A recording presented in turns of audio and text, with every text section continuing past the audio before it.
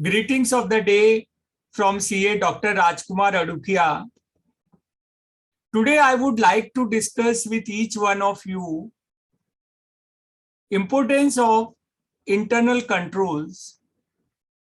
Internal controls we start learning from beginning of joining the CA course, and we start doing audit. So what are internal controls? The three terminology which we learn is internal controls, internal check, and internal audit. So internal controls are the procedures, are the rules, are the mechanisms which are made by the enterprise to protect assets, to prevent fraud, and to have an integrity in accounting, to have a correct accounting. These are the three main objectives of internal control. Internal check, we can say it is a 4I principle. The work of one person is checked by another person when the work is being done. Like when we earlier in a physical environment or even in a digital environment, say when we do a bank transaction of getting a check passed, payment released. So there is an authorization by an officer, and then after the authorization, that transaction is executed. Similarly, when we go to a shopping mall, we buy certain products. So bill is prepared by one person, the payment is accepted by another person. So these are internal checks within internal controls. Internal audit is the work executed by a in-house employee or an external professional to check whether internal controls are complied with. So internal controls are very, very important. Internal control took the birth from the Egyptian era, and it is very old, though those came before the accounting came into existence. Now, over the years, the internal controls gained a lot of significance.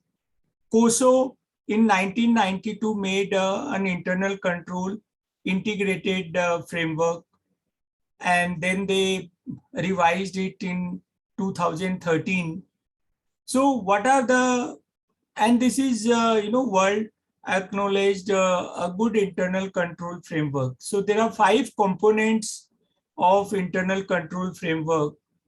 And those are, it can be remembered as ERAIM, engineer aim.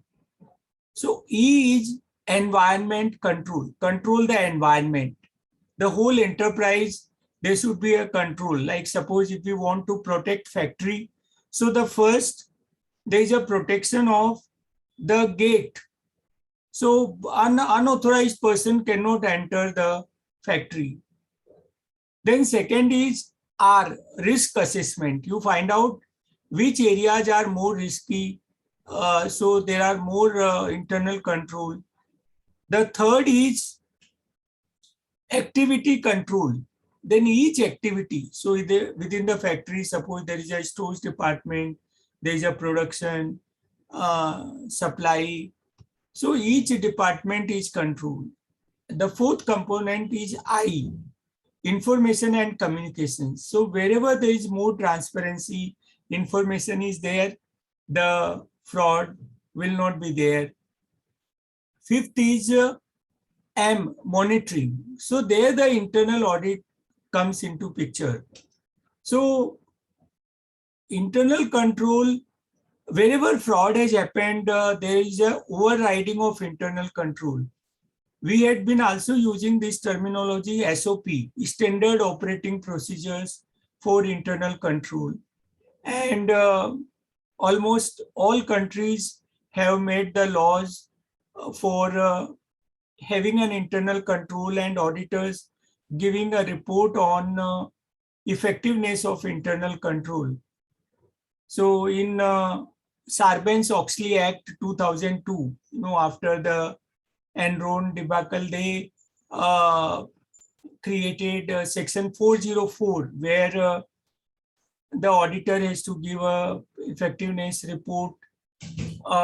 In the international standards on auditing, and in India, we have a parallel to that SA 265. In standards on auditing of 265, the statutory auditor has to give a report on internal control to those who are charged with governance. Similarly, the statutory auditor under section 143 3I has to give a report. Then internal financial control in Companies Act has been defined in section 134 5E explanation. So it's a very comprehensive definition of internal control.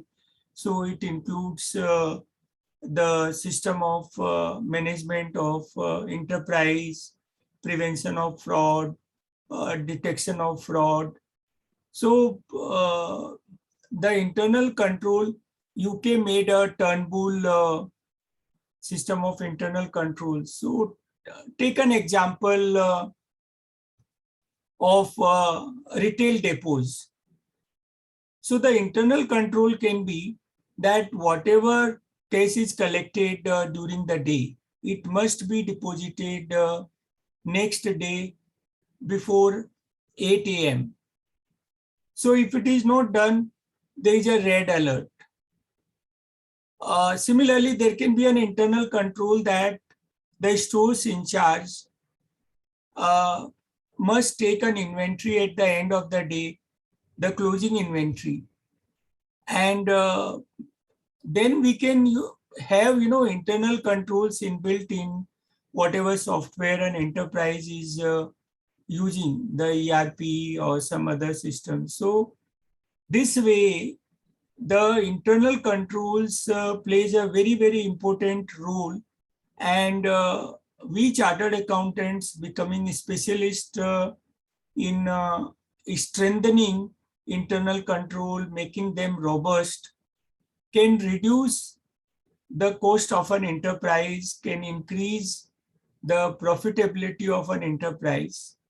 So I wish you happy learning, and do subscribe to my YouTube channel. Do let me know by way of your comment on which topic I should have more videos.